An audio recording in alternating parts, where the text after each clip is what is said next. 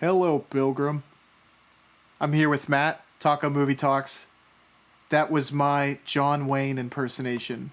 How would you rate that? Uh, uh, I get 7 out of 10. I didn't realize until after you said it, but that's pretty funny. This movie, Howard Hawks. We got two movies actually. El Dorado and Red River. Both have the lead of John Wayne, and we've been covering him a pretty good bit, I would say. I think we've covered maybe four movies by him, and I think I told you about this. I'm really starting to appreciate him as a lead. I can kind of see why he's like one of the iconic stars of that generation. Where does he kind of lie on your pantheon of great actors? And did you kind of have that same feeling after watching these two movies? Yeah, Red River for me, like as I was watching, I was thinking to myself that this was definitely my favorite um performance from him because to me the movie it's not all about it, but the part I guess I took the most from was the story of his character.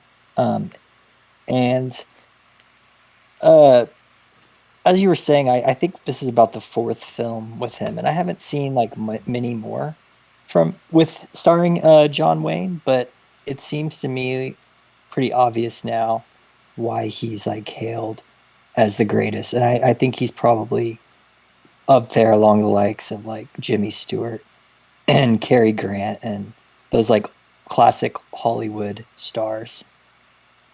Yeah, I think.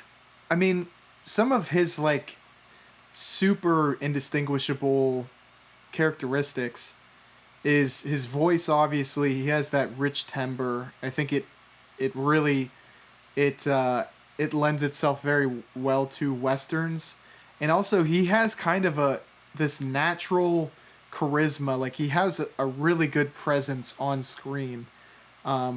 And also, like he was riding the horse in El Dorado, if I'm not mistaken. I mean, that was him on the horse, so he seems like he actually kind of lives the gimmick, so to speak. So, I mean, do you kind of agree with his characteristics that kind of make him that unique star? Is there anything else that kind of stand out to you? Yeah, I think that I heard an interview I believe, where someone was talking about John Ford, and they were talking about how he really saw Wayne like in him as like in like a personal manner. Like he saw when he acted, John Ford felt like that was um, like him, kind of like because I think most directors, they're directing more personal movies, so they see themselves in the characters. But from what I saw in Red River, and this other movie, which we didn't watch, directed by Hawks, Rio Bravo. I'm starting to think that Hawks maybe gave him even better direction than John Ford did because I really love his acting in Red River. And to me, like the most noticeable trait of him in pretty much all these movies is being that super masculine uh, type of manly man who doesn't really show his emotions and is very addicted and obsessed with like his job, whatever that is. Yes, he seems to. I wouldn't say care too much, but he cares very deeply, and it's in a time period where uh, like his occupation would be kind of hard to define. It's almost just look out for the little guys, so to speak, or look out for your friends. Is that kind of the way you see it as well? Yeah, yeah, he's more to me it seems like in pretty much all the movies I've seen him in, there's like like a inner soul or like spirit or however you want to say it of like being a good person on the inside, but in none of the movies does that ever really come to light, except I'd say the very end of Red River, Mm-hmm. kind of, but it also feels like the producers like called him and said like, "Hey, this needs to be the ending," because it seemed a little abrupt too. Yes. Yeah. The ending of Red River, huge build up, and I did not expect it to end that way. It felt like there was a lot that went into the story, and it was just like resolved very very quickly. And I want to go deeper into that when we get into the film. You brought up John Ford, who is a brilliant director that we covered previously, and I think you can see kind of a change in style between John Ford, and I think this speaks to what you said about Hawks giving better direction to Ford. It seemed like Ford, he had a little bit more of the strength in the story itself. And from these movies and from what I've read about Hawks, it seems like he's more focused on the character dynamics. Do you kind of agree, or do you see that as well? Yes. So the way I'll explain it is it, and not all, but I think I've probably seen 8 or 9 films from Hawks when he was like 40. But from what I've seen, there's always the male character, not always, but most of the time, is like this guy who I'd say John Wayne kind of embodies. Like what I was kind of like what I said before, like they're professional. They like don't have very many good relationships, especially not romantic ones. And it's kind of like they're there just to do and this is like a Hawk specific among a few movies. Um like they're just there to do the job, and like all the relationships are kind of in the background, and then that is kind of what is used to for me to like convey the message of the meaning or the message of the movie, even though it's there's also like a whole separate plot and narrative that's entertaining as well. So this is one of those movies that I think you can have fun watching like at a movie theater, or both of them. The words we're going to discuss, honestly, but they both have a there's like more to it that's kind of hidden. Yeah, and I don't want to dismiss the characters in Ford or the story in these Hawks movies, because both are good respectively. You have watched more Hawks than me. I've only seen these two films from him so far, although I want to watch Rio Bravo or Rio Bravo, one of the films that you stated. He has some really, really great filmography, though. And at least to me, and maybe I was in the dark on this, he is very much lauded as one of the great American directors. Yet, you know, John Ford is one that I think is more in the zeitgeist than Hawks.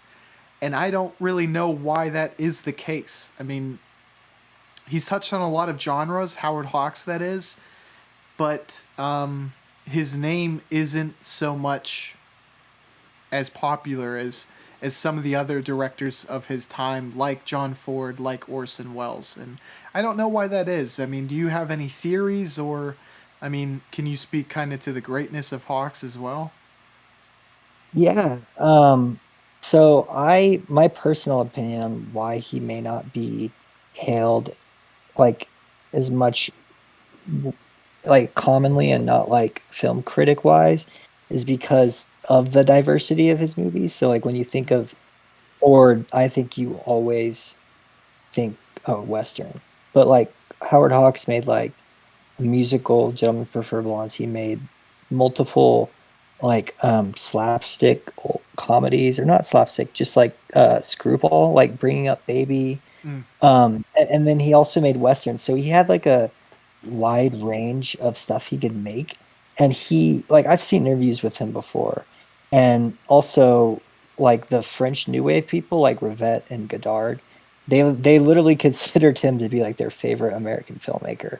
And I think it's because back maybe when he was making his work, or the bulk of his work in the 40s and 50s, that did consider himself eh, like a business person, like a business professional, and who would take movies to like just tell the story he wanted to, and he never thought he was like this great auteur artist.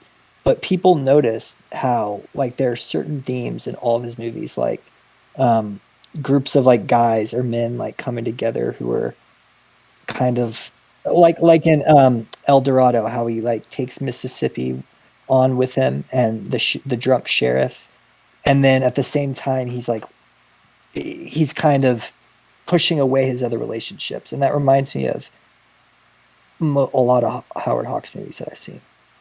Yeah, that is definitely a consistent theme throughout those two. And you brought up a really good point in that I think you said it exactly, as he did not have any pretentiousness in his films. And I think that plays very well, and that it's easily understood by the audience. And you don't have to go to any, specific headspace. You can kind of just sit back and enjoy it. But it has a quality to it that makes it feel a lot better than like just a traditional type popcorn movie, if that makes any sense. Like the themes that you delved into. There feels like there's really great chemistry on films, and I thought the driving plot lines that kind of bring these conflicts together, while simplistic, are really well thought out too.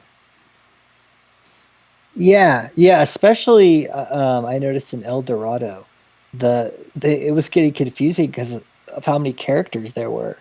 So it's like this. It was like an ensemble type deal where there's like so many people. I was starting to lose track a little bit.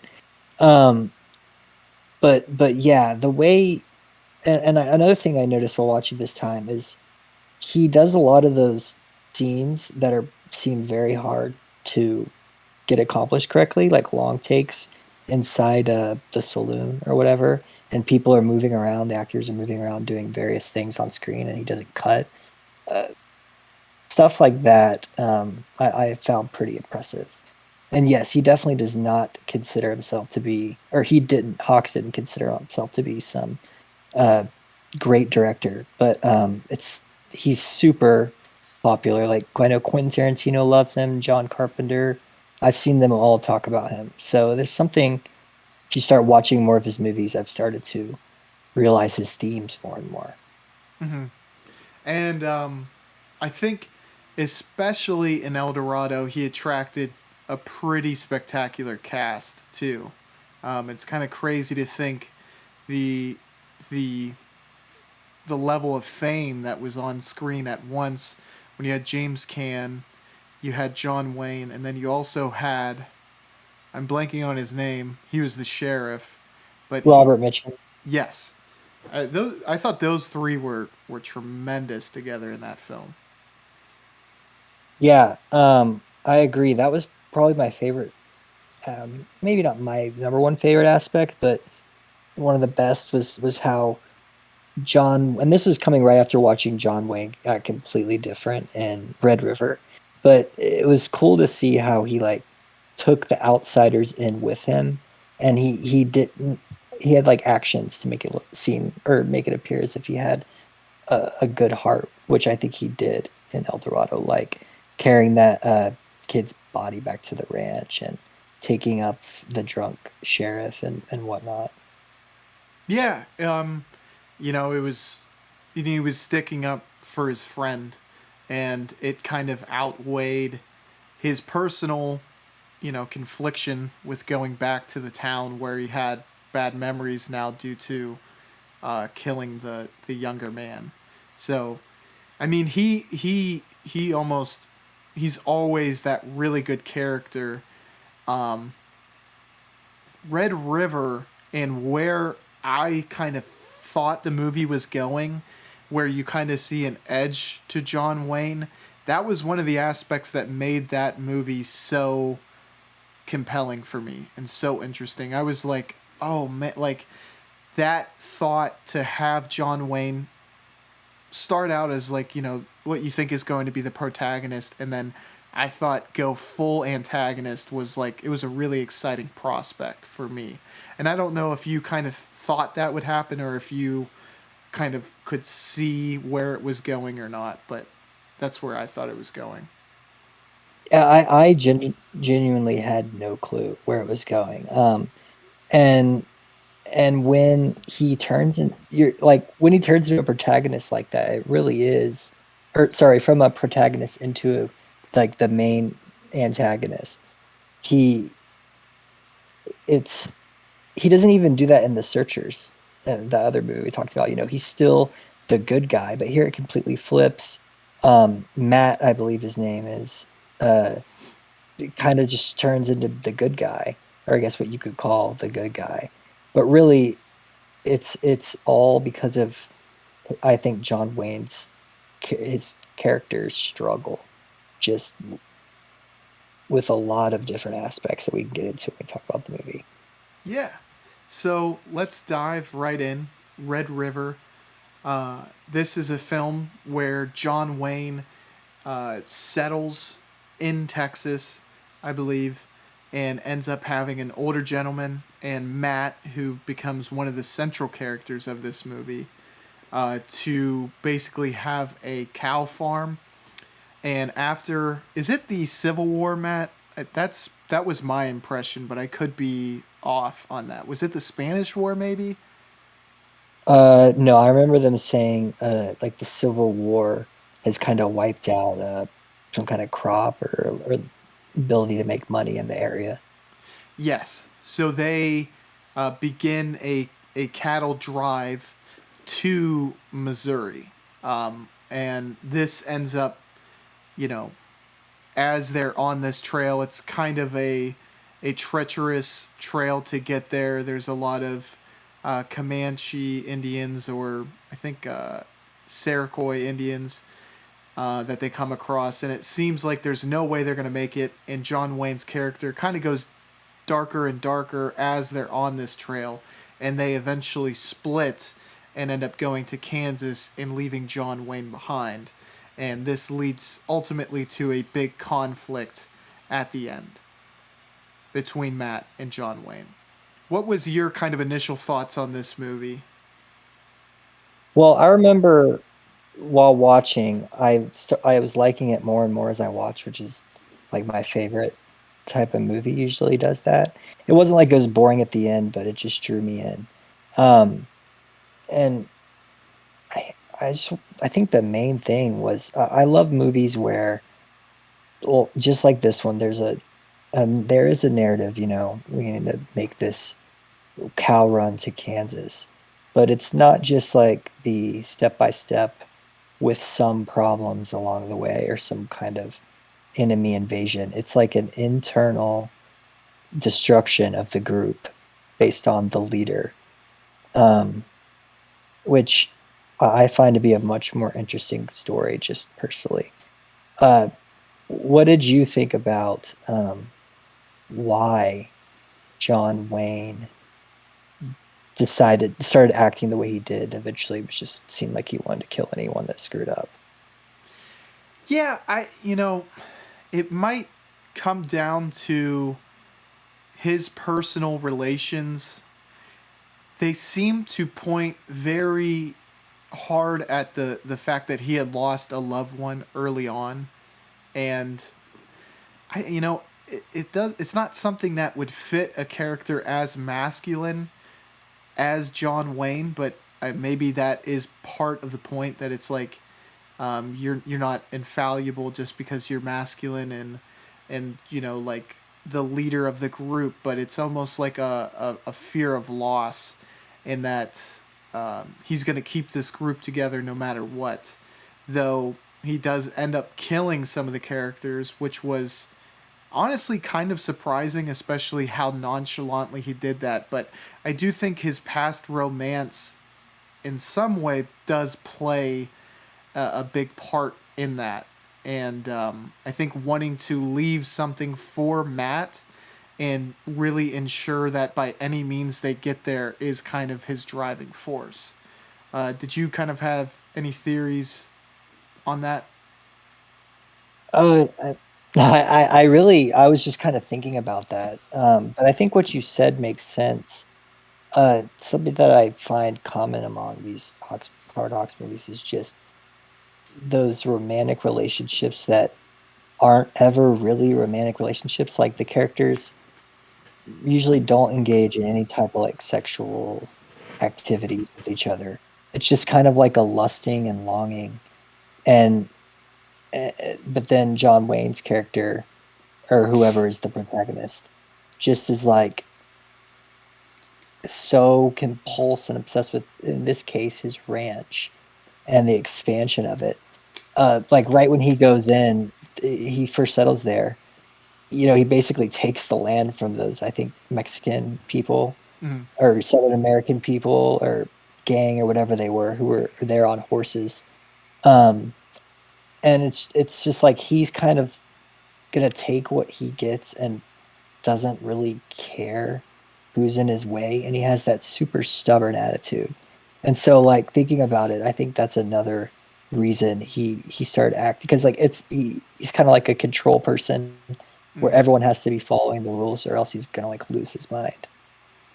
Yeah, and those actions, like with the Mexican person, who was like kind of the enforcer for the person who owned the land originally, and his own crew, it seemed like story beat.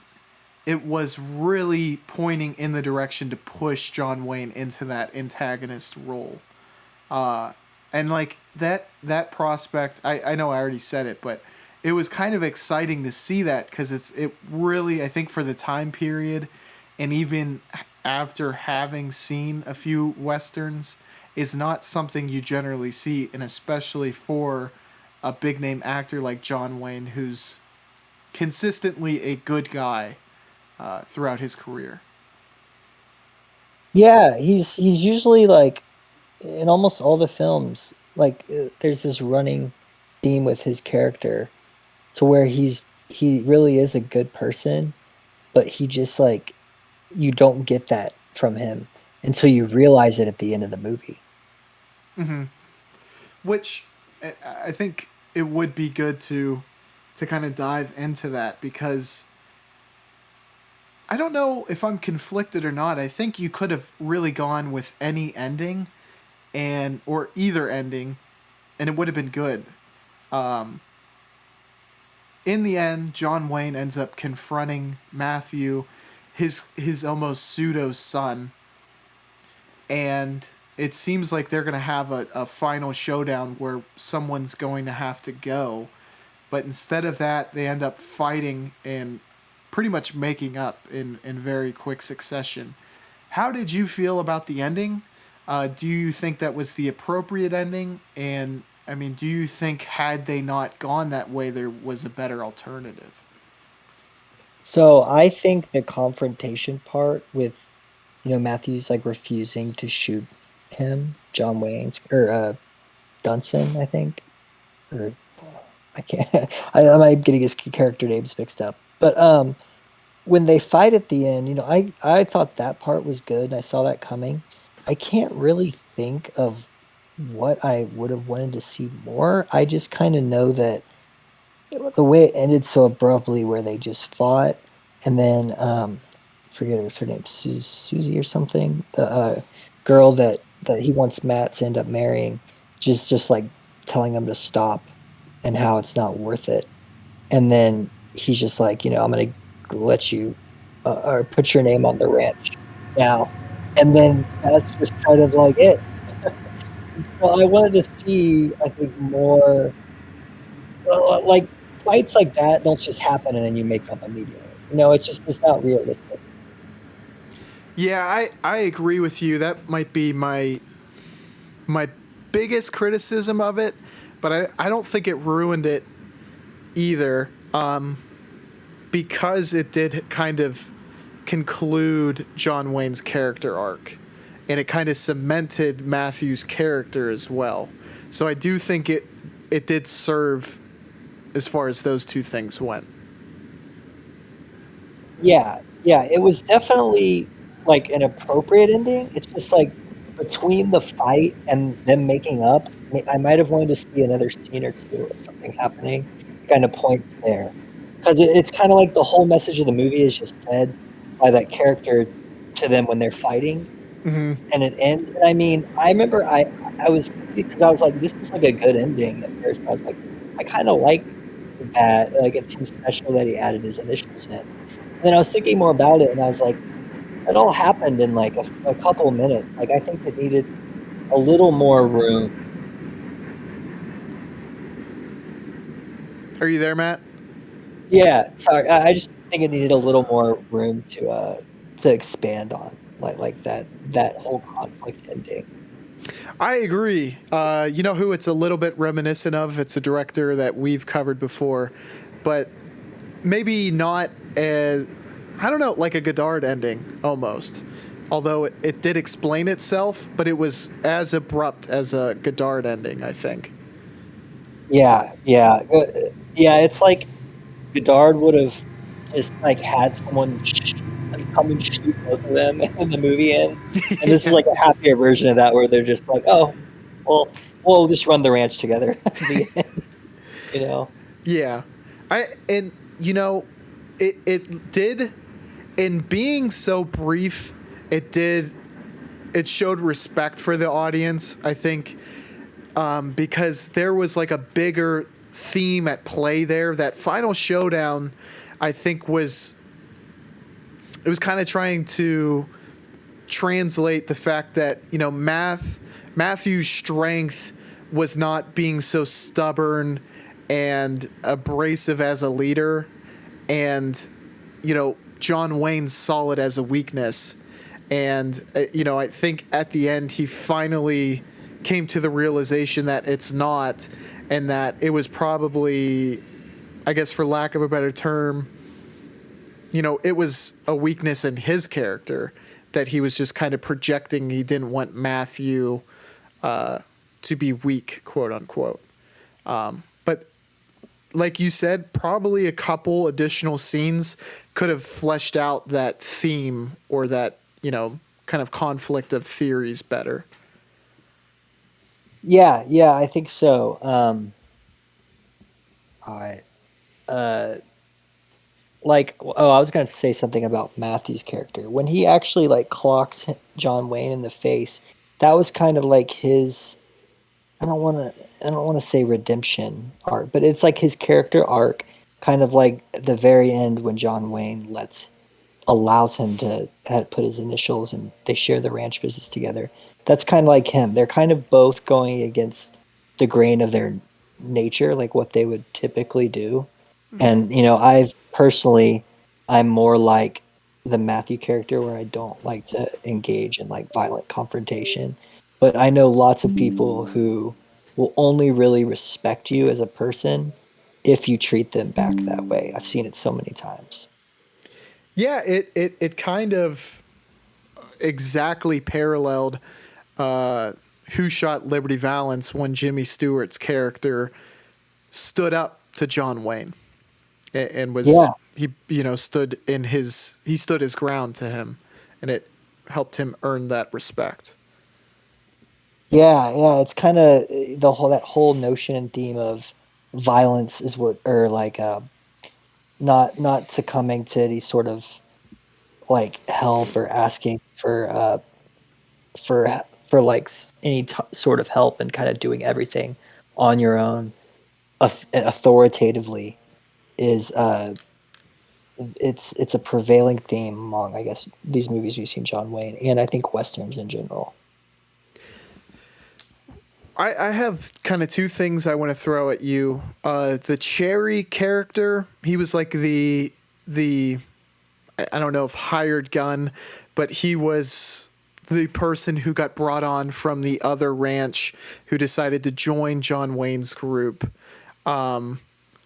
I felt like he was a slightly underutilized character. He seemed like he was going to play a huge role in the film, and I don't know if he played as big a role as I would have expected. Yeah, yeah. I agree. To me, the story ended up basically being just between Matthew and Dunson, or John Wayne. Um, and it's not like everyone else was. I would say at El Dorado, they fleshed out all those characters way more, and in Red River, they were there, but they were kind of there to move the plot between Matthew and Dudson forward. Yeah.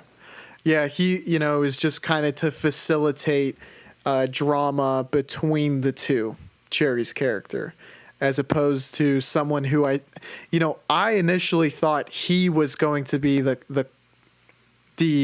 antagonist, someone who would try to rebel against John Wayne and would kind of cause Matthew and John Wayne to further bond to I guess defeat him, or maybe possibly one of them would die and then that would cause the final conflict. But I went a completely different way that I guess I didn't expect at all. Yeah, I just like what you were saying. I was thinking, okay, uh, they're gonna basically end up just like having huge conflicts with one another. They're gonna lose their whole team.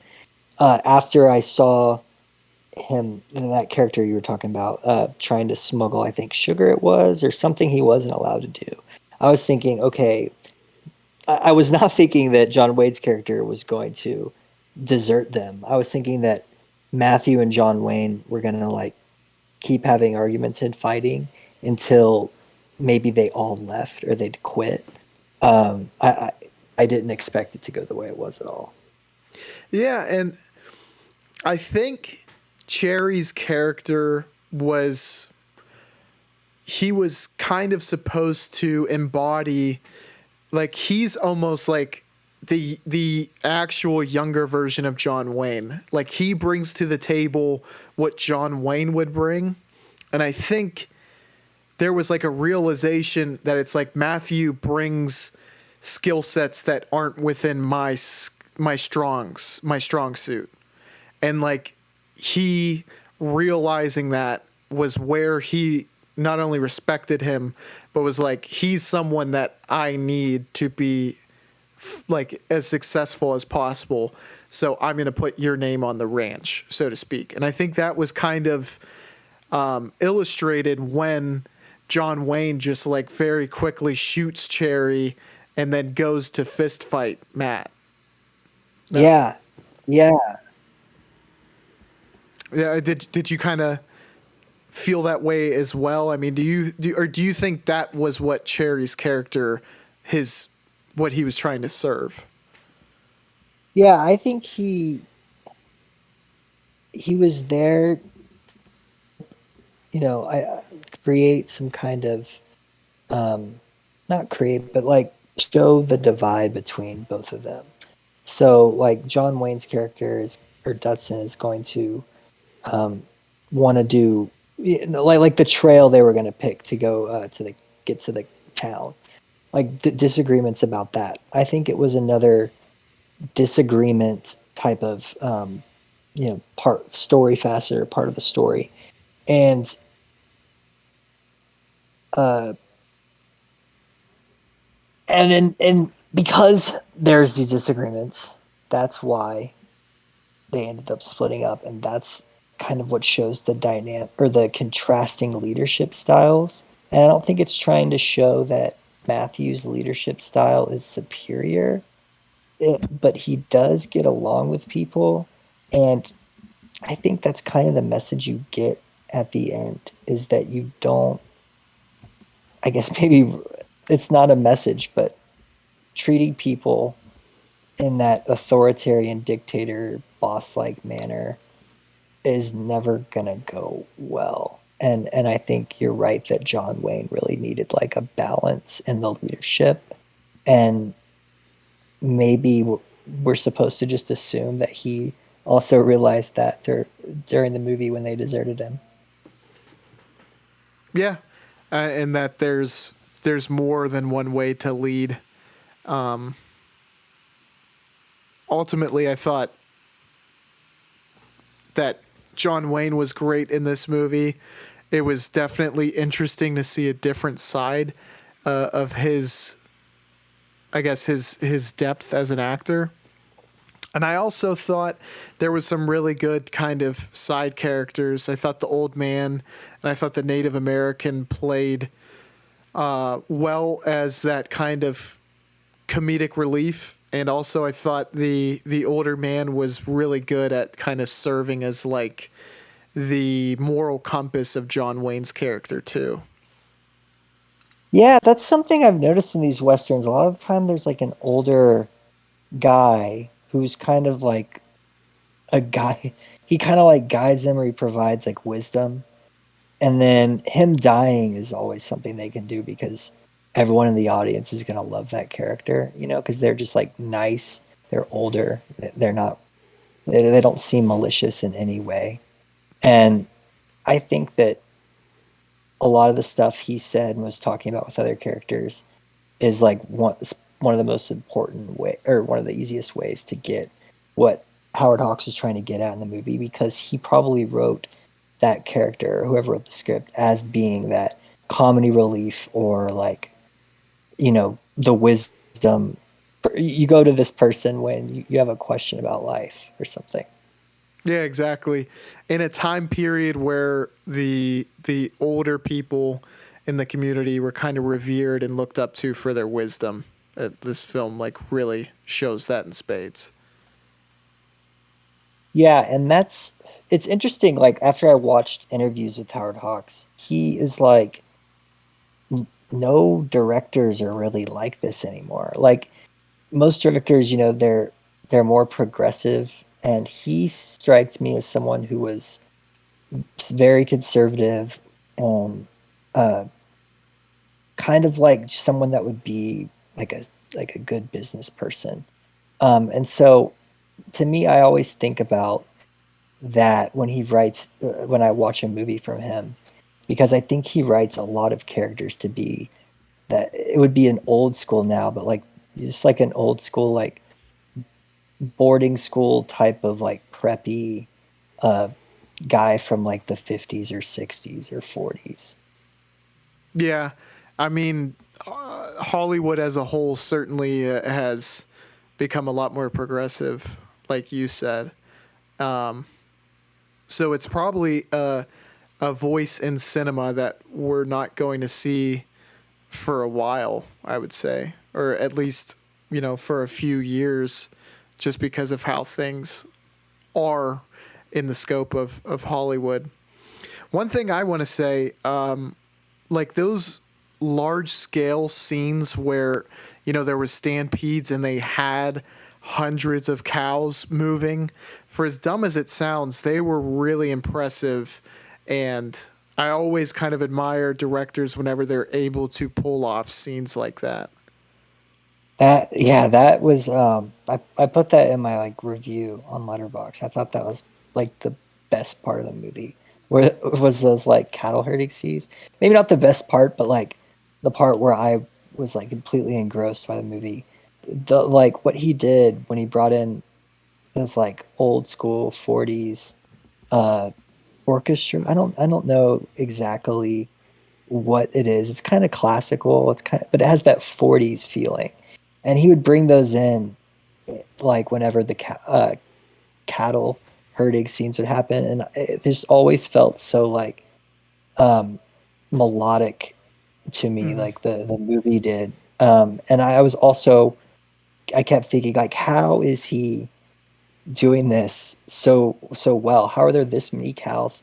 None of them are like screwing up, and he's getting this all on like old school film. So he's got like not that many tries. It's pretty crazy.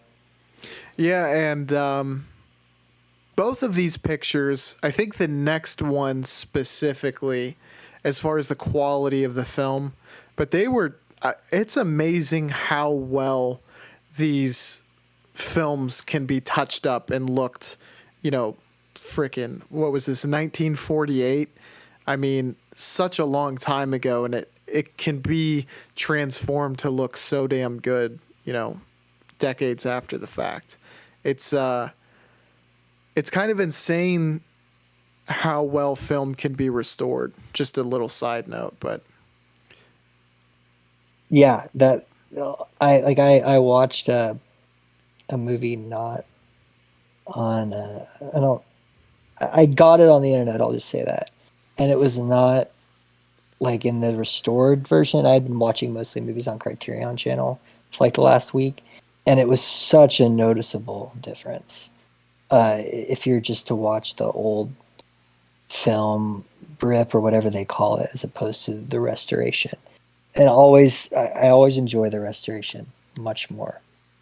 yeah, I think like older films get a bad rap because when you imagine it, I think, and me and you were the same generation, and I'm sure you've probably kind of seen like these old grainy, maybe TV shows or westerns on TV growing up, and you're like, dude, this looks like dog duty when it's unrestored. Yeah, yeah. That channel, I think it's Turner Classic Media or something. Yeah. I would turn that would be the one that would have all those old black and whites. And I always just remember to myself, like, how would I ever enjoy one of these? Like, this is just not what I'm used to seeing on TV. Especially like when we were both probably in middle school is when like HD came out. Uh huh. I still remember that. And I remember thinking how cool and crazy it was. But now they can like make those 40s movies look like HD. It's just pretty cool. I have no idea how they even do that. Like, how do you restore film? Do you literally touch up every scene, or do they like kind of put it, like transfer it digitally and then touch it up from there? I mean, do you have any idea? Because I have none. Um, I only have a small idea. I've watched a couple of like YouTube videos that Criterion made, and they were like talking about that process, and it was very interesting. Like lots of computers and like big school or like big new expensive technology is involved. And from like editing videos when I was younger, I know for a fact that you have to do it frame by frame, which is probably why it takes so long.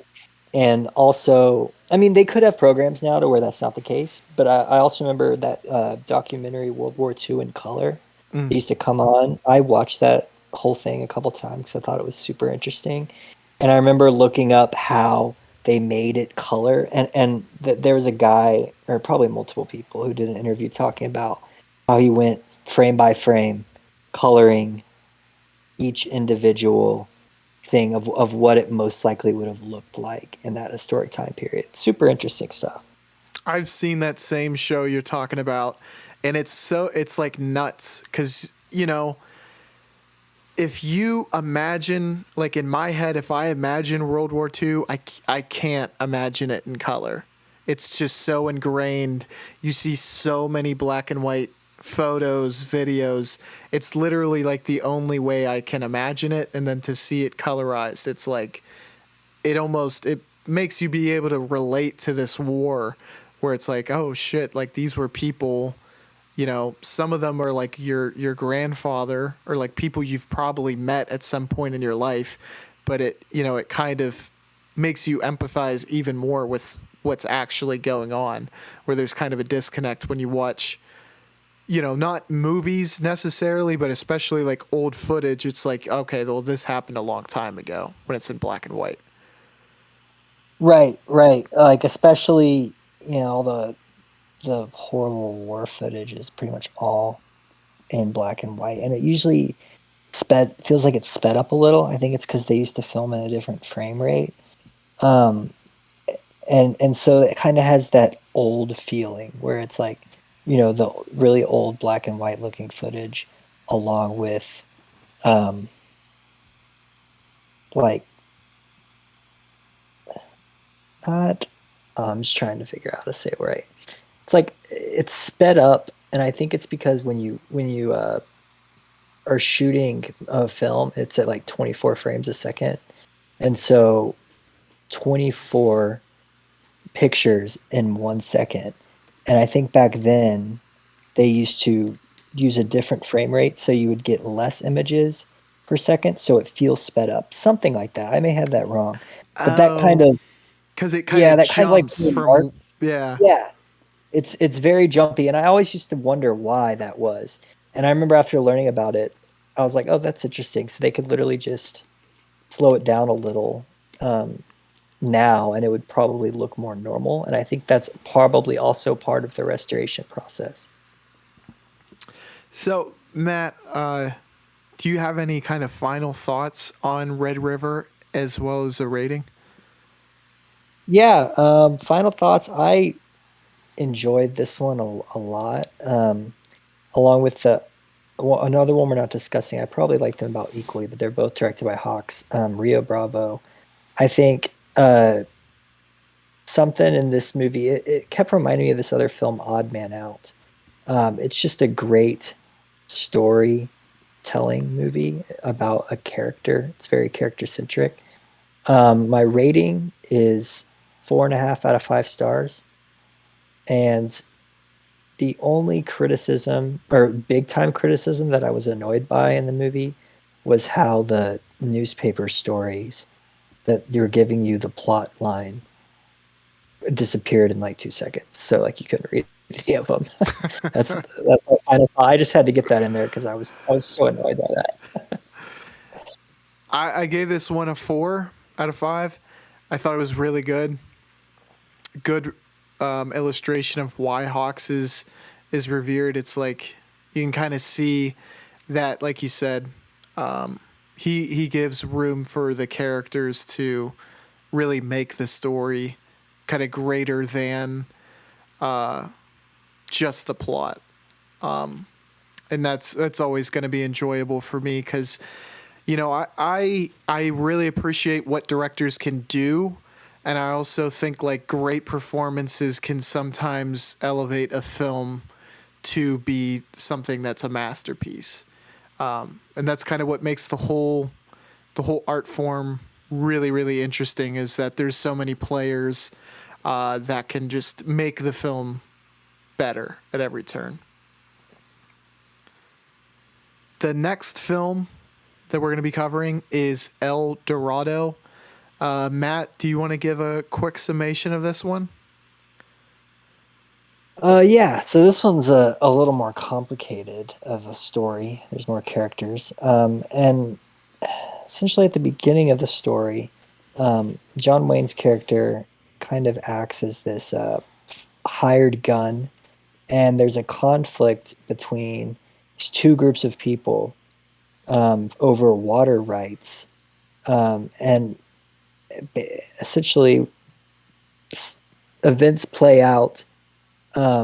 Characters are just kind of come into the movie and become their very like important side characters. So I think this is less of a character study and more of a plot narrative movie, which is it's kind of a revenge theme, but not so much as those Clint Eastwood movies we were watching. It's more I don't know. I guess it's just kind of about the conflict between those two groups. And also, there is a lot about John Wayne. And I think the biggest aspect of that is that bullet that's lodged in him the whole movie.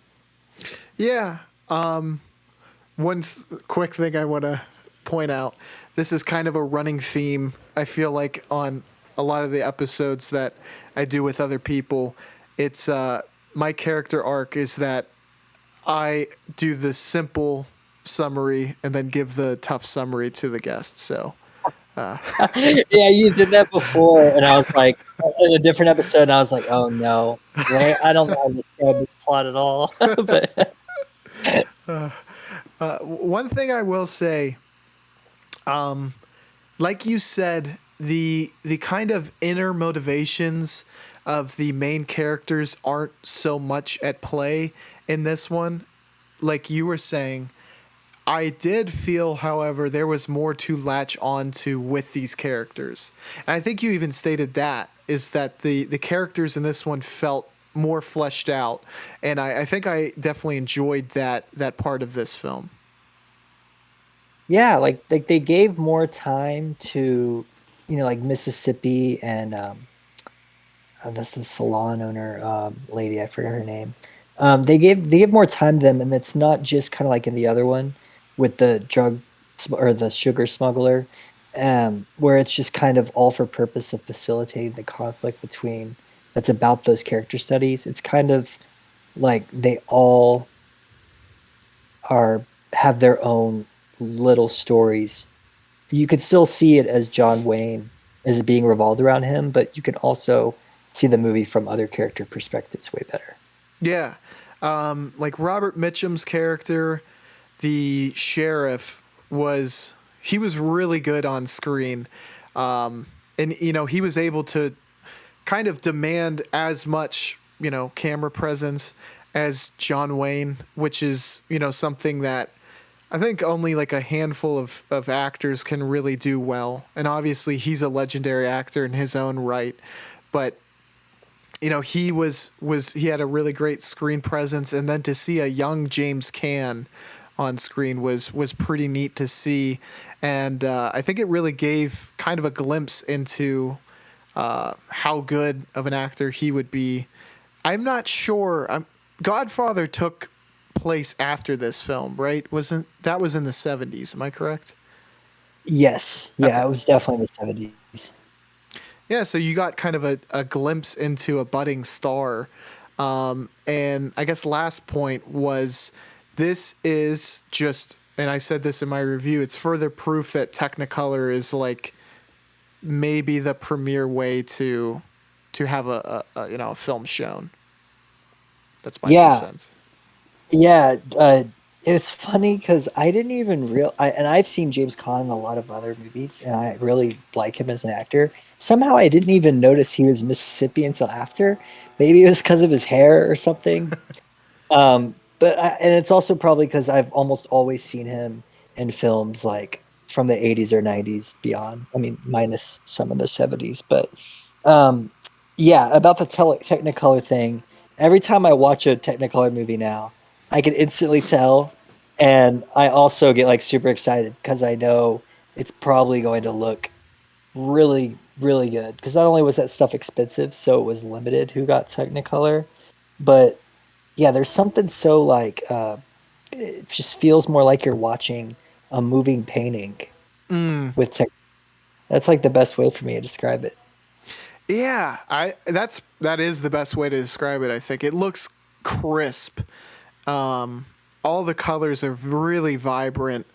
And I enjoy watching them so much. I don't, obviously it's expensive to do now, but man, if digital would ever get a run for its money, I honestly think it would be something like a Technicolor taking back over. That's my personal opinion. I think those movies look so great. Maybe people would feel like, I don't know, maybe people would feel a certain way. It would maybe turn off some audience members, but I don't think so. But yeah, like all of the character decisions to in this movie, like very early on when John Wayne gets shot because of the kind of initial conflict, he was in a gunfight with one of the sons who was kind of the rightful owners of the water rights, mistakenly tries to shoot Wayne. He kills him, and then the sister ends up getting her own revenge, which in the long run almost completely backfires and makes it so like the bad people trying to infringe on their territory are able to overtake them, because that really hindered John Wayne and Robert Mitchum and Mississippi's ability to kind of protect their water rights. Yeah, it that bullet is like being inside, the spine or next to his spine is the most kind of like the crux of his character, and I think shows more about his character than many of the other things that he does in the movie do, because he's once again just like feels like he's too proud in some Mm. way to report it, possibly. I mean, you could say, because when he gets shot, like at first, I didn't even realize he had gotten shot because he wasn't like reacting. Like he had like no reaction. And I was like, dude, you should be like on the ground. Like he did get hit, you could see he got hit, but he just like starts talking to her. I think her name was Joey. He starts talking Mm. to her like she just like threw a rock at him or something. Like he's still sitting up on his horse, and I didn't realize it was going to become such a big like plot point, but I thought it was strange how he seemed to not care that he had a bullet stuck inside of him. Yeah, because he leaves town. He's gone for months, and you almost just kind of assume he's either there to get it taken care of or like it already got taken care of. That, I guess that does kind of play into that archetype where they're often too tough and stubborn to like they very much downplay stuff like that. Yeah, and it's that whole thing. They're gonna say things like they're gonna tease him and say like, "Oh, you got shot by a girl" and all that stuff. Especially like all these characters. That's exactly what they would say. Yeah, exactly. And it's kind of weird to look at it. It's like the emotional damage greatly outweighs the physical damage of going back there because that ultimately it's his regret and maybe grief that there has to be an emergency for him to go back. But the physical ailment he has is not nearly as much of a motivation for him. Yeah, yeah. It seems like I thought my thought was okay. They're probably going to become romantically involved after this. Just the way they were looking at each other, but yeah, it was interesting that the bullet didn't become a problem until that doctor essentially told him you have to do something about this. Mm-hmm. Uh, and even then, he didn't want to say what happened. And I remember nobody knew that he got shot in that way. It's just it ends up being like the whole kind of not what the movie revolves around, but it's the only reason he has any trouble with the McCloud and all those other guys. Yes. Another thing, McLeod's character, and like even at this time period, maybe that was cliche to have like a scar-faced villain, but I don't care if it is. Like I thought his character looked really cool. Me too. And also, he didn't super represent like a villainous character. He was just kind of morally not good, more so than a villain character. Yeah, that's interesting because you just kind of made me start thinking about that again. I was thinking he was going to be like Lee Marvin's character. I forget his name, and the man who shot Liberty Valance, who was Mm-hmm. just kind of he may have been troubled or whatever, but on screen and as a person, he just was terrible to other people. But McLeod seemed like a very reasonable, rational type of person, and like I didn't hate him because like they didn't show him doing like sadistic and bad things like they do for a lot of the villains in these westerns. Yeah, and I think part of that is that John Wayne's character would probably be in McLeod's shoes if it was a different town. And I think that kind of plays into the fact that he's not necessarily like a bad guy. It's just circumstances. He's opposite John Wayne in this conflict. Yeah, yeah, like even before they like full out were like rivaling each other. I thought maybe they would actually become friends. Uh, Mm. even though the movie sets it up like it pits together these two families or whoever they are in the town against each other. But yeah, it's not like McLeod is going around trying to act sheriff and control the people, which is now I'm thinking about it, most of the westerns we've watched that kind of have this hometown like kind of setting, I guess, like different than the Searchers because there's no like there's no like western town. Mm. This should be more like of those Clint Eastwood movies. That first, uh, how am I blanking on the name? High Plains Drifter, Yeah, or yep. I'm thinking High Plains Drifter. And also kind of similar to Rio Bravo, and just more when there's like a township and a people, and they're kind of fighting for who gets to be sheriff. That really wasn't it here. Yeah, exactly. Like, it could have lended itself to that conflict because Robert Mitchum was not fulfilling his role, but it was their relationship came a lot before that, and like John Wayne was going to stick by his side and aid him rather than rival him. Right, right. Yeah, it's that was like a when he goes to the I think he was in a jail cell drunk, Mm-hmm. and then he gets up and he punches him. I remember going into that thinking, is this is the sheriff, right? And he's like completely different. Um, and it's kind of like, oh, what now I'm blanking on the other Clint Eastwood Western, where he kind of picks up friends along the way he goes, or as he Outlaw goes. Josie Wales. Yeah, yeah, Josie Wales. And like John Wayne's character is kind of the same way. I kind of see him very similar actually to Clint Eastwood's character in that movie. Yeah, I love those beats where it kind of you're accumulating this ensemble cast and you have these colorful characters like James Caan. And he had probably a humorous scene that would not play well with today's audiences if I just had to wager a guess. It I know was exactly what you're talking about. near the conclusion, James Caan, impersonates a Chinaman, or a Chinese person, but a Chinaman during that time period, which was humorous to see now, but not, definitely could not get greenlit in today's sensibilities. Yeah, when that scene happened, I was like, there's got to be a ton of Letterboxd reviews that are just calling right now.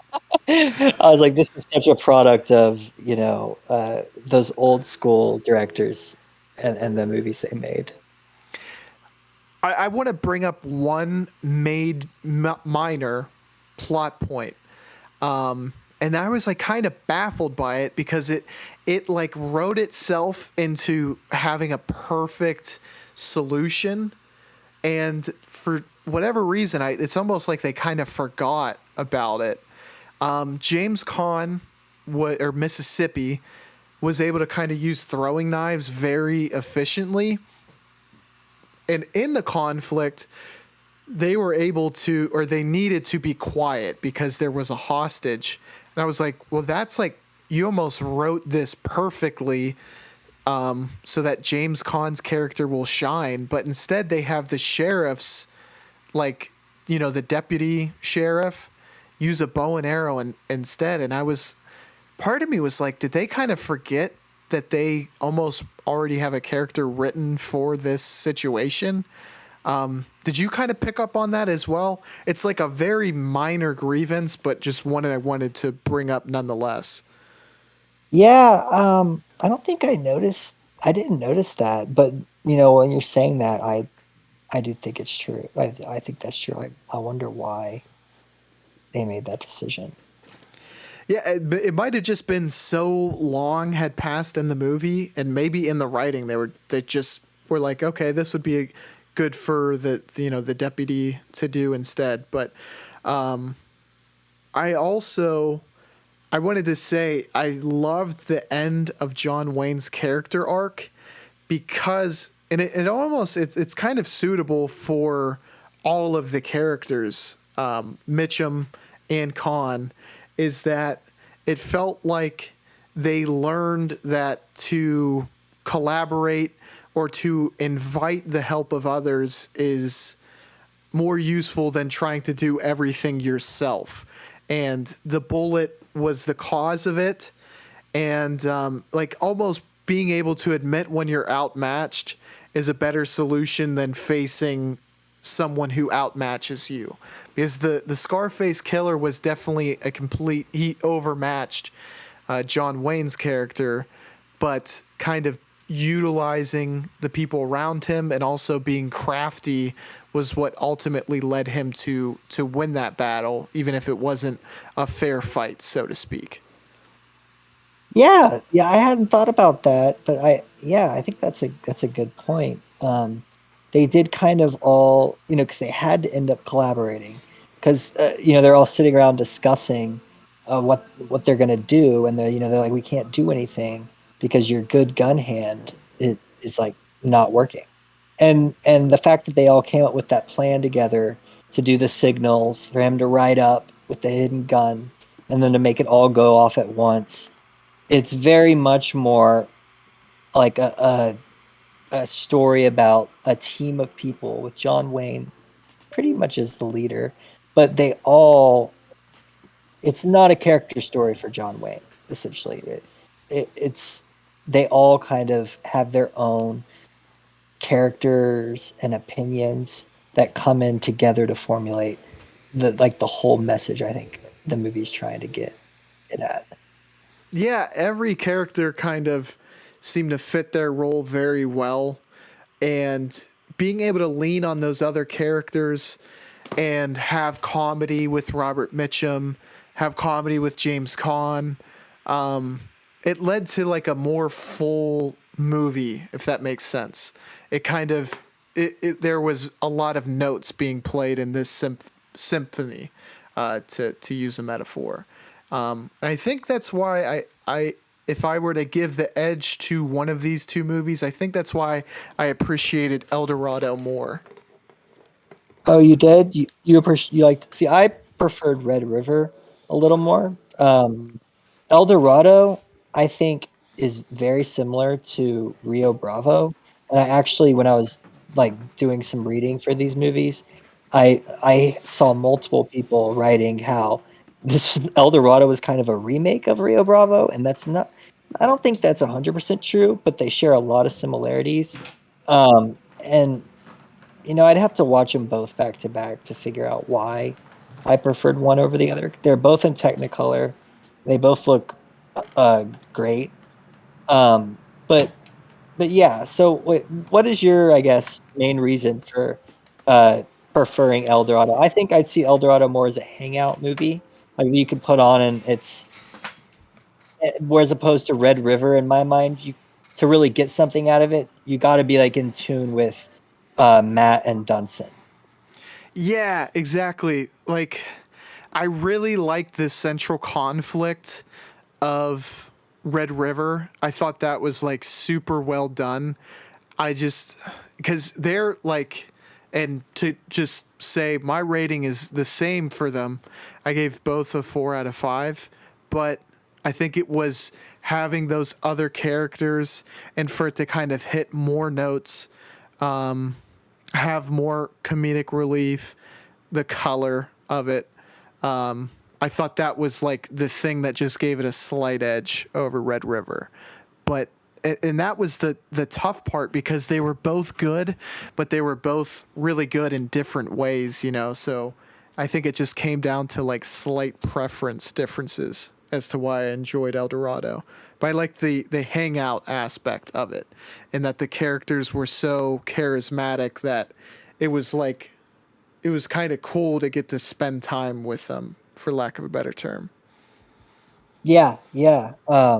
Yeah, I know what you mean. I always appreciate movies like this more if I've and I'm not, this Red River isn't the type of movie I'm describing. It'd be more like the one Bresson movies we discussed, like watching Al Hassard Balthazar and then getting to watch something like that, like El Dorado would be a huge kind of relief, as long as I didn't separate them too long.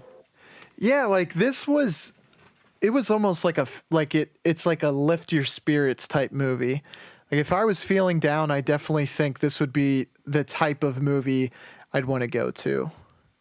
Yeah, and I would totally choose this before Red River in that case, because Red River's, it's a good ending, like a good feeling ending or whatever. But most of the movie is filled with like intense conflict. There's conflict in El Dorado. It's just not. It doesn't. I'm not gonna say it's not as bad because it's, people who get shot and everything, but I guess there's just a little more depressing in Red River. Yeah. I, and to kind of go back to that movie, it almost underplayed some of the tragedy that went on. Like maybe I'm misremembering this, but I mean John Wayne did kill some of the people who were on the drive with him. Am I right? And it felt very like understated. Yeah, yeah, actually, like thinking about it now, he doesn't really. I mean, you could say he does get punished because they leave him, but in the end, not really. And yeah, they misobeyed the rule, or they didn't obey the rules, but it's just like, when they people do that on ships or back in the old times, pirate ships, and they jump the plank, same kind of thing he's doing here. And I don't think that's the right way to lead a group. Oh yeah, for sure. And maybe that was just kind of to give a feel for what things were like back then. But yeah, it was like people were starting to get frustrated with him, but I feel like that's even a like an understatement when two of your probably friends were just killed and you're like, "Oh, like yeah, he's kind of acting crazy, isn't he?" Like you'd expect blowback immediately, but it just it that was just part of what got them to the tipping point. Where this like John Wayne, he kills like a good or innocent character, but his like grief and his regret of that is really telling and makes him like a fully fledged character because he felt bad and he was even upset that the kid was put into that situation to begin with. Right. That's like the first really show of character we get from him in El Dorado is after that kid ends up shooting himself, he was going to let him live and he was going to like help him back. And then when he does that, he brings his body back anyways. And there's no secrecy, BSing, or like he just tells him exactly what happened and then brings the body back. It just makes he's much more honest and straightforward about what he thinks and feels in El Dorado, and it makes him a way more likable character. Yeah.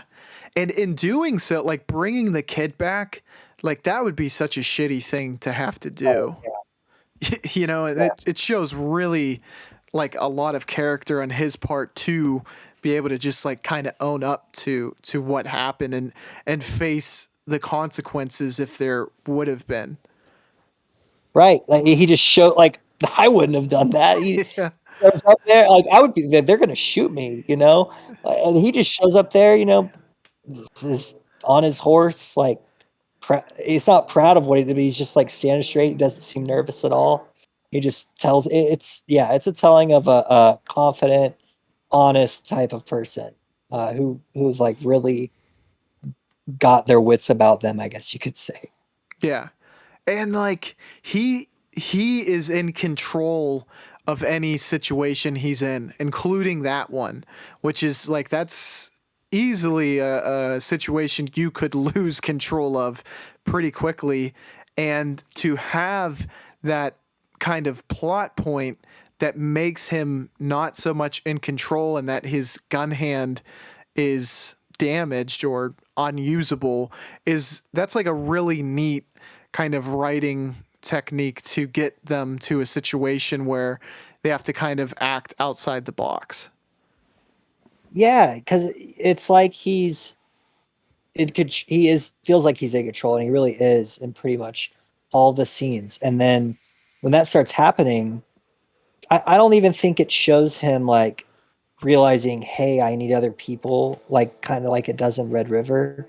It's more just like he thinks, without this, like I'm useless, and he feels bad about it. But then they kind of all come up to agree to work together, and that's not something I can recall. I mean, Two Shot Liberty Valance, he kind of works. with James Stewart, but even then he kind of tricks him at the end. So in this one, we kind of get a a good guy John Wayne. Yeah, like this feels like like the most like less out of the gray area and more into like the white area of the black and white, so to speak. Yeah, yeah, like the hero, the true hero archetype. What did you think about Robert Mitchum's character and James Caan's character?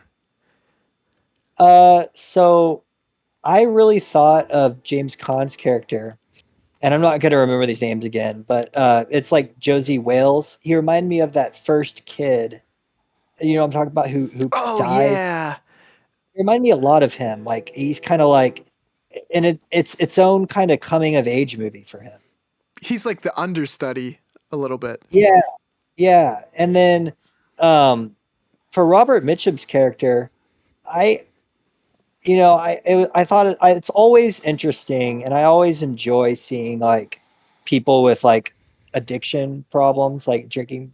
In this case, like drinking problems portrayed Mm-hmm. in movies, and it's I really liked the most thing or the thing I liked the most about his character was how he somehow still, for me at least, portrayed that he really wanted alcohol and really was still addicted, but he was working really hard to like put that away in his head and focus on the conflict. And I thought that showed, you know, I, it made me like his character a lot. I'll just say that.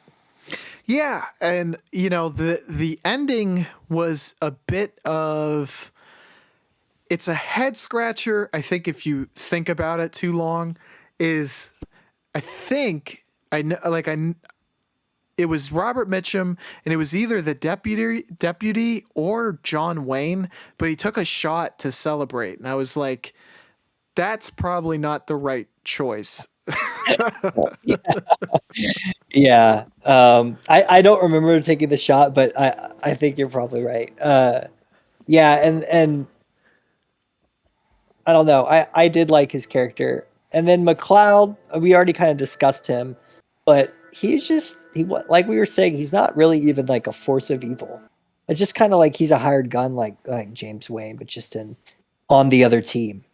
Yeah, exactly.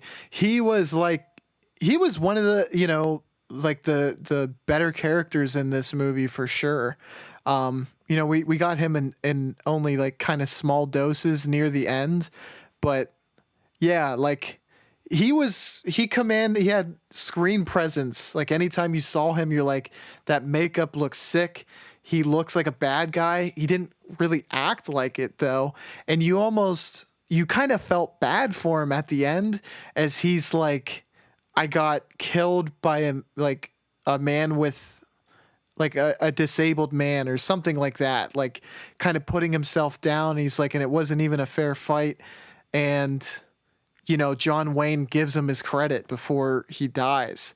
So you definitely like I was looking at him in a completely like a pretty good light, as he died in the movie. Yeah, me too. It kind of feels like it would be one of those films where they show him doing some pretty bad things, but yeah, they don't. And another interesting aspect that I find in all of Fox's movies, pretty much, is that love relationship. It's especially that relationship between I think she was the saloon owner Mm. and James Wayne or John Wayne's character. Um, because at first I was like, okay, they're married. Like, oh, her name's Maudie. Maudie and John Wayne's character are definitely married or dating. And then as time went on, I realized she just like loves him and he seems like he likes her, but they're like not together really. Yeah, it's like and she almost seemed like accepting of the fact that he was like an elusive guy, kind of. Like she appreciated their time together but knew it was always fleeting. Yeah, yeah, and I know I've said this several times, but that is such a common theme with these with like Hawks as a director I don't know if that comes from his personal life, but I've also always found it interesting.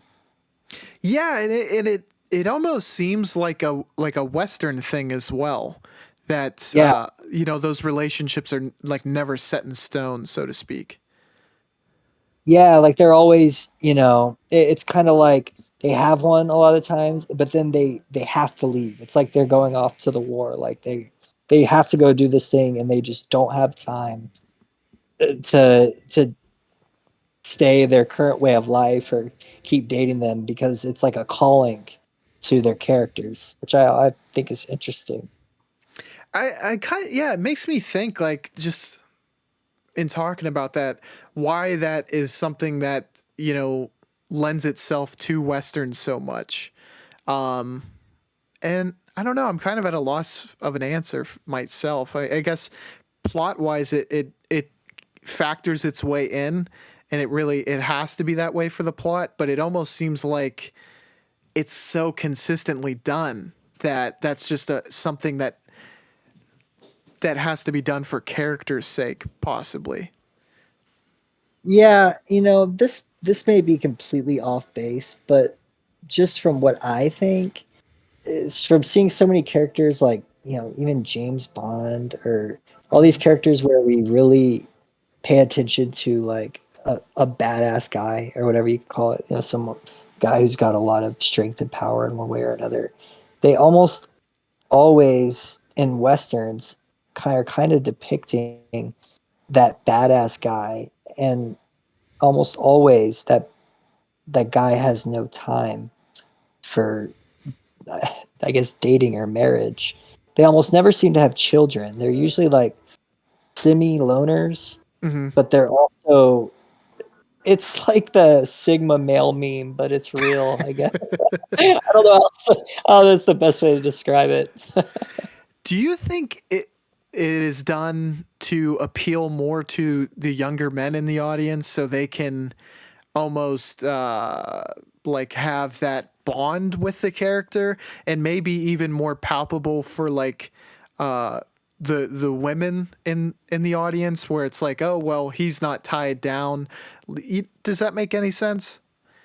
Yeah, I think I just from what I've seen, I think it would appeal more to like the first group of people you mentioned, like teenage or early 20s guys who are still trying to like find themselves, and they see this as a really like, because I mean, I used to do this. I think most people do it somewhere or another. They just find like a role model they want to be like, and usually that's like a like collected, calm, cool individual who has a lot of charisma. And there's just like, you think of some of the most popular movies like Taxi Driver, Mm, and where you got people who, they're flawed characters big time, but they also have this like sense of being a badass. And for women, I think they they want to probably see that same kind of message. It will be different for like a who girls see as like a role model. mm-hmm, Um, and then just one more. So I think, character or movies like, I haven't even seen it, but I'm just thinking a Portrait of a Lady on Fire. More movies like about female characters and their struggles. I think that would, girls are going to tend to like that more, while males like the male one, just because they can see themselves in it. And then the one interesting point I thought of, and I can't remember if I brought up on this before, but there's this rule in, that someone came up with. I think it's some academic or something, where if the movie has either a girl character just for the sake of being married to, or uh, being the object of like the main male character's desire, or flip it, having like the only thing that a male character be there is for the love interest of the female, then they break this sort of rule. And it's called I forget the name of the rule is, but they like have all these lists of movies that do and don't break the rule. And most movies, I think they've come to realize that when it's like a male centered movie and there's a female character, they're almost always just there for the love interest, and vice versa. I think yeah, I think I'm aware of what you're talking about. It's like a screenwriter role where it's like Yeah, if you have a character, they should have more than one purpose, and right. you're breaking that rule if they're just to be the the eye candy or the love interest. Right. Yeah. Like basically characters should have a little more depth than like I think of the character that the love interest he leaves at the beginning of Red River. She does play more of a part in the thinking because a lot of the stuff seems motivated. Mm-hmm. His choices seem motivated by the loss of her. But I think of a lot of these, or at least the female characters in both these movies are not the one that shot him. She's there for more than a love interest purpose. But a lot of the times there seems to be some like romantic undertones to most of the female and male character interactions. Yeah, exactly. Um, but like you were saying, I felt like Hawks he did a really good job of balancing that, and like the female characters were they were in a lot of ways the one who was met in the middle of Red River, and obviously the saloon owner. They a little bit kind of felt like the straw that stirred the drink a little bit, where they were the facilitator of creating either the gang, getting the gang back together, or causing well, I guess in both, getting the gang back together. Yeah. They were like that catalyst for like grouping up, Yeah. but it also never made clear. It wasn't like, hey, the only reason John Wayne cares about interacting with her is, to have sex with her. That was never. That's never like a theme, Hmm. even though it might be implied he like lusts after her. He like is interested in her. They don't. Hawks never wastes his time doing anything but showing scenes that like progress the story. There's never just a random sex scene or something. Yeah, exactly. Everything's very plot motivated, and if it's or character motivated, which in turn will play into the plot and kind of either create an obstacle or a divergent path. But yeah, every scene felt necessary in both of these movies.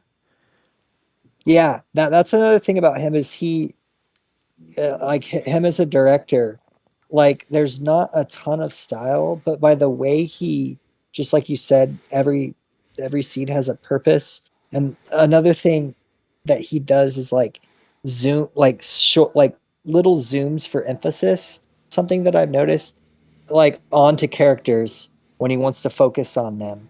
And it's like there's so many little things he does, like the way he like zooms into reactions slightly or shows characters lingering, looking in certain directions, that it just made me think he's very good at like saying, okay, actor A, you need to do this in the scene, come over here and look this way, and like, act. Somehow he's really good at conveying those types of things and filming the right actors at the right time, showing the right emotions or like actions to get across the point he wants to. And I know that's kind of that's like what every director is aiming to do, but I think that Hawks is like a master of doing that like in a minimalistic way to where it's hard to notice unless you've seen you know a decent amount of his movies.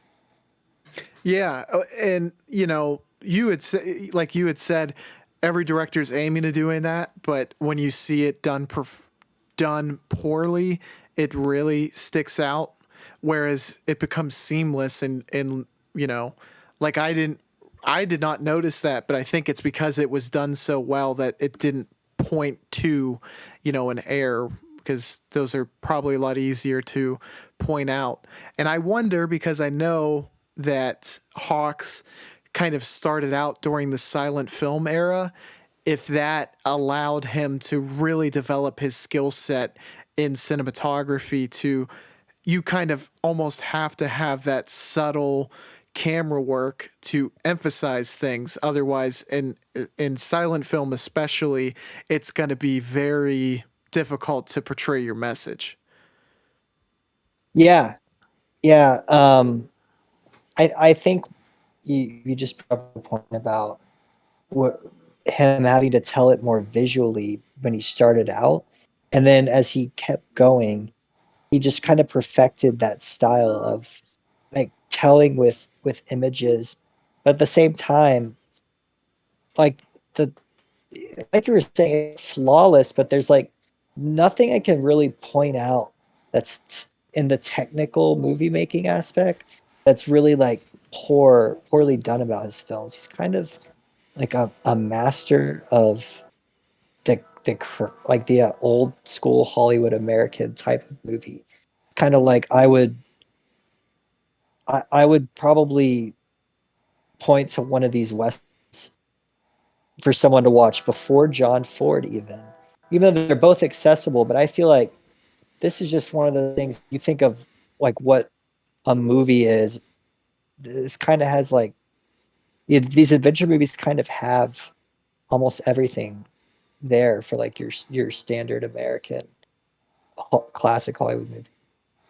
I agree. This is like super super accessible.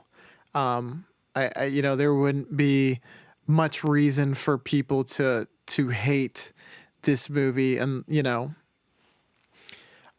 I want to ask you, and this is something that I don't really have enough experience to kind of give my own take, but there's always this sentiment of kind of old Hollywood, and this, I guess, would be the end of these old Hollywood films as the 70s kind of brought in this new kind of feel in Hollywood.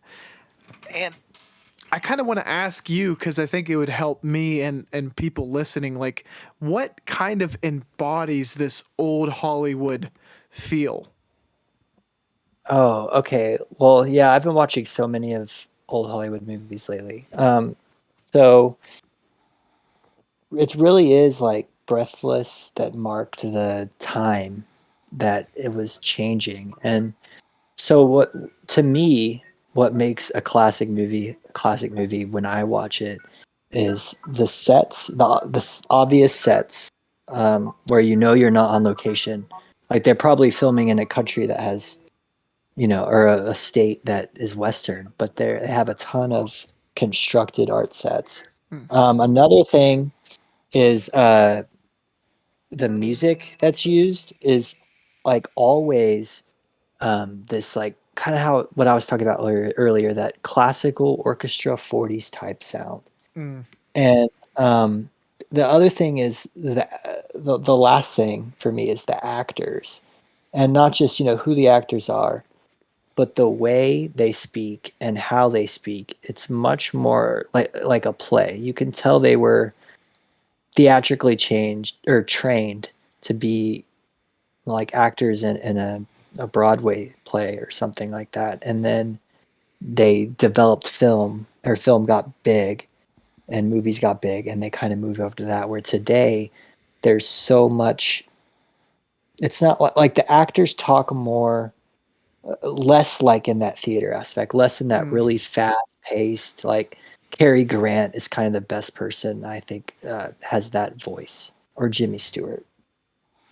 I know what you're talking about now. And that does strike me as something that did definitely evolve as you get into the 70s. So I can see how that would make such a big delineation between the two. And, I don't think that transition was where the movie star was necessarily killed.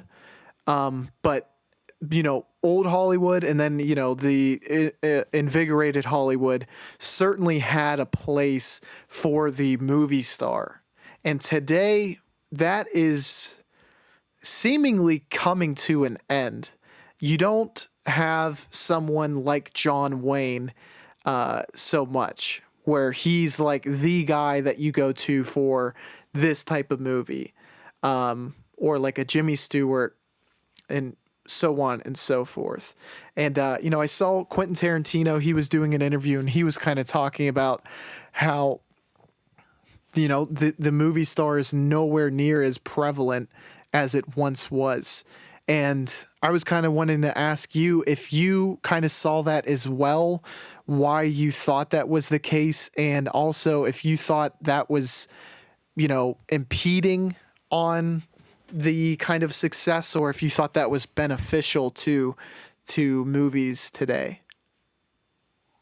Yeah, that's interesting question. And I had seen people discussing this. So my take on that is nowadays you do technically have movie stars, but they're so like a they're so similar to like a TikTok influencer that Mm, it's like a TikTok influencer will be in a movie and you won't know if they're a movie if you they're like a movie star or if they're like a social media influencer. So it's like more like media stars in my mind. It's like YouTubers that are famous, TikTok people that are famous. I'd say people idolize them more nowadays because usually what they make is like there's people that are very publicly like liked by a lot, but a lot of the times like it's more of a niche. Like, you know, a certain age and gender demographic is going to be going on YouTube as opposed to TikTok. And you have creators that can really like can talk a lot about a subject that you love listening to.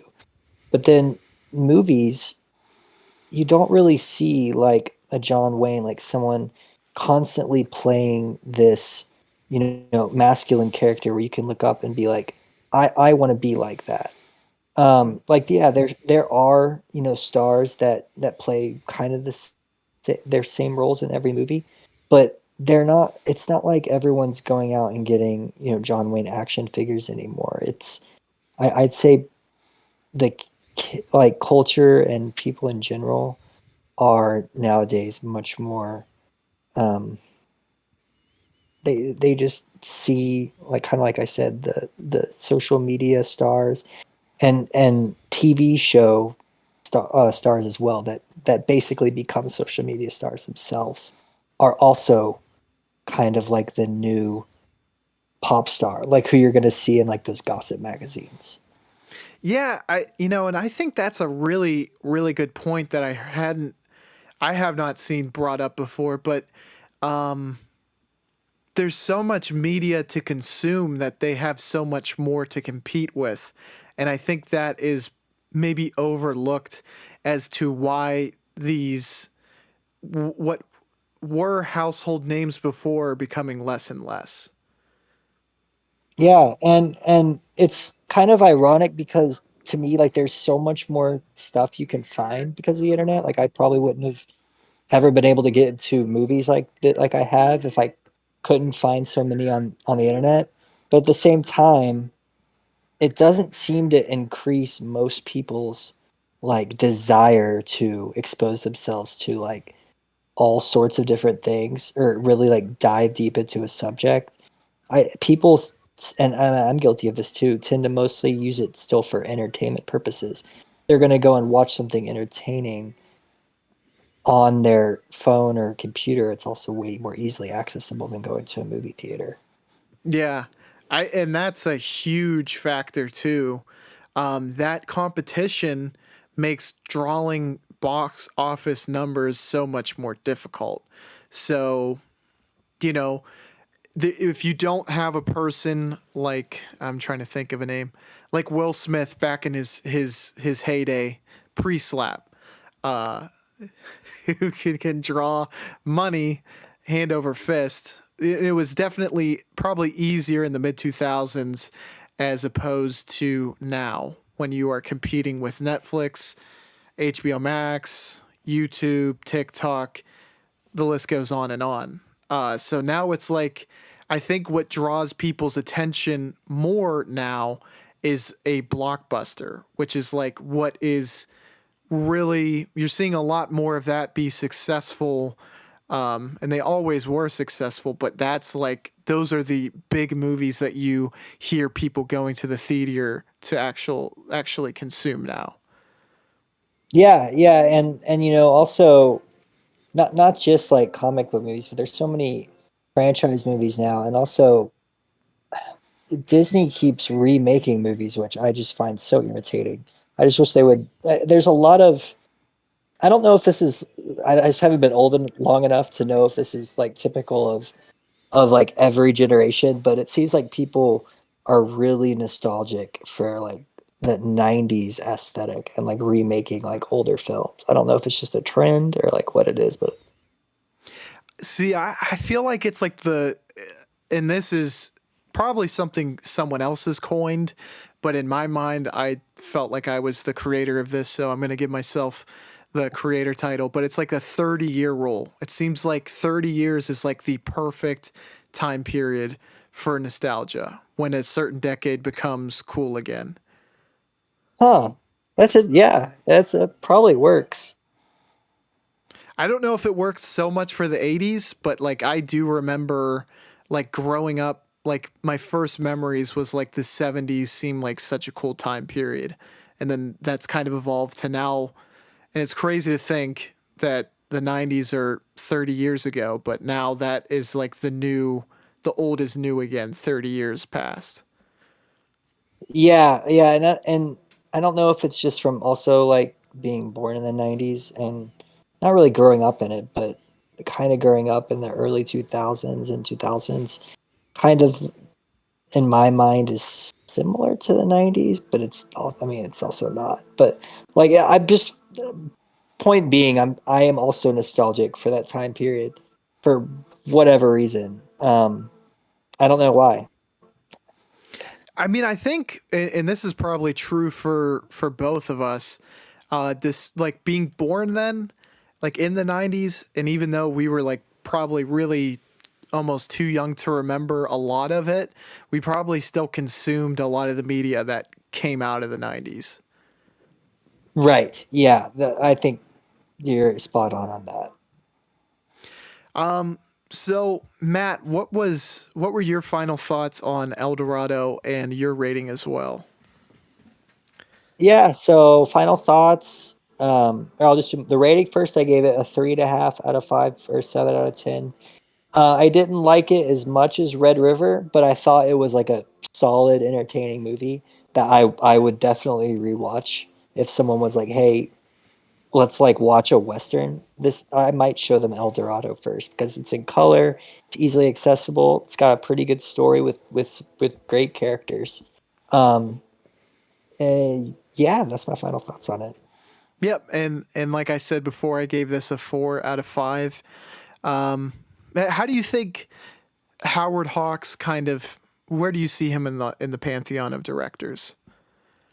Oh, well, in terms of like classic Hollywood, he's one of my favorites. I haven't quite gotten to the level of like praising him like so many of these other directors I've seen do. But I it's like you really have to find as you watch more of his movies, you kind of find and respect more of like the themes he's conveying and how I don't even think he might not even meant to convey these themes. He probably didn't. But like people notice them anyways, and I think that's like one of the coolest parts about his direct directorial style. Absolutely. Well, Matt, this has been a great conversation. I thank you for coming on and talking about Howard Hawks, El Dorado, and Red River with me. Yeah, thanks for having me as always. That is all for us. Thank you, ladies and gentlemen. We appreciate you watching this. Please comment, like, and subscribe, and we will catch you on the flippity floop. Bye, y'all.